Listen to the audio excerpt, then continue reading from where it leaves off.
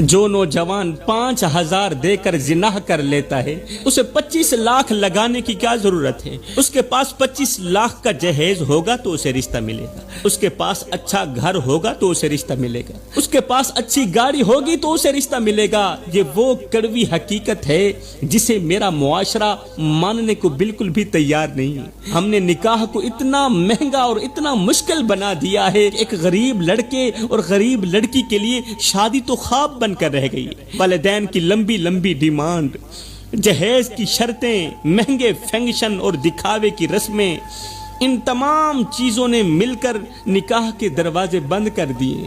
ادھر نوجوان لڑکے اور لڑکیاں ہر وقت سوشل میڈیا کی دنیا میں رہتے ہیں، ہر وقت موبائل میں مست رہتے ہیں۔ دونوں کے جذبات جوان ہوتے ہیں، دونوں کی خواہشات جوان ہوتی ہیں، لیکن جب حلال راستہ بند کر دیا جائے تو بہت سے لوگ غلط راستوں کی طرف پھسل جاتے ہیں۔ میرے بھائیوں، موبائل کی دنیا میں دونوں غرق ہیں، ایک دوسرے کے ساتھ فرینڈ شپ شروع ہو جاتی ہے، موبائل کے ذریعے، واٹس ایپ کے ذریعے، سوشل میڈیا کے ذریعے ایک دوسرے کے ساتھ فرینڈ شپ شروع ہو جاتی ہے۔ جب فرینڈ شپ شروع ہو جاتی ہے پھر کیا ہوتا ہے؟ پھر گناہ ہوتے ہیں، اور پھر وہی انجام سامنے آتا ہے کہ کبھی جھاڑیوں میں بچے ملتے ہیں، کبھی کچروں کے ڈھیر میں بچے ملتے ہیں، اور کبھی گٹروں میں معصوم لاشیں ملتی نظر آتی ہیں۔ یہ دیکھ کر پھر معاشرہ افسوس تو کرتا ہے مگر اصل سوال نہیں پوچھتا کہ ان سب کا ذمہ دار کون ہے، اس گناہ کا ذمہ دار کون ہے۔ حقیقت یہ ہے کہ اس گناہ میں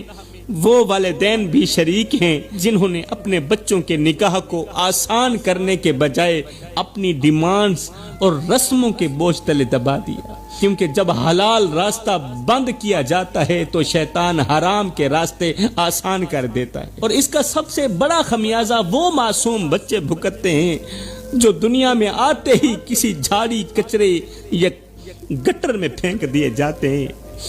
آج میرا معاشرہ عجیب موڑ پر کھڑا ہے، باہر سے سب کچھ ترقی یافتہ لگتا ہے مگر اندر سے انسان ٹوٹ چکا ہے۔ گھر تو روشن لگتے ہیں مگر دلوں میں اندھیرا بڑھتا جا رہا ہے۔ ہر شخص اپنے فائدے، اپنی خواہش اور اپنی انا میں ایسا گم ہے کہ اسے دوسروں کے دکھ کا احساس ہی نہیں، اسے دوسرے کے دکھ کا احساس ہی نہیں، دوسرے کی پریشانی کا احساس ہی نہیں۔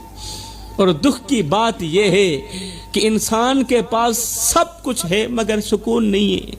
انسان کے پاس پیسہ بھی ہے، انسان کے پاس دولت بھی ہے، پھر بھی راتوں کو کروٹیں بدلتی رہتی ہیں، نیند نہیں آتی، دل بے چین رہتا ہے، دل بے قرار رہتا ہے۔